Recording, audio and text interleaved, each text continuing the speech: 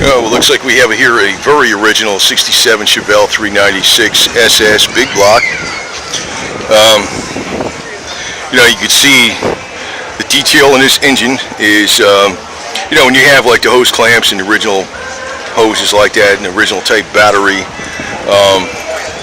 original manifold, original type air cleaner with a single snorkel. This is a, it's a truly as it came stock from the factory. And it's a nice color. I always like blue. I always like blue better than red. Just me. 4-speed on the floor. And you notice there's a little button for pushing the seat forward. I remember those. I always love these Chevys, man. I love these Chevys.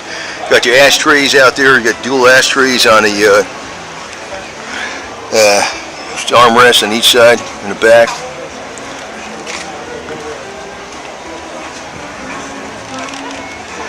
Four in the floor, man. Nice tack tucked up in here too, not even that noticeable. It goes right in there in that kind of like empty spot for the and you got your regular Chevy hubcaps with red stripes, which is this thing's like exactly the way you would see it.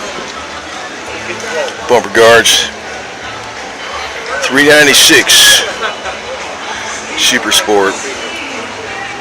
See, in the beginning when Super Sport first came out, they weren't necessarily the big motors, but by 67, you were talking to add horsepower then. It wasn't just a trim package. Then later on, I think Super Sport was more of a trim package, I think, later on, much later on. But this was the heyday of the muscle car era. So, and SS meant something, Super Sport. Delco.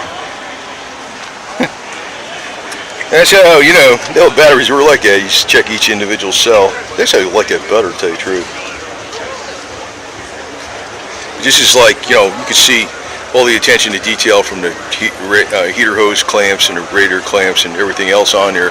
This is exactly how this car was from the factory. So, very sweet.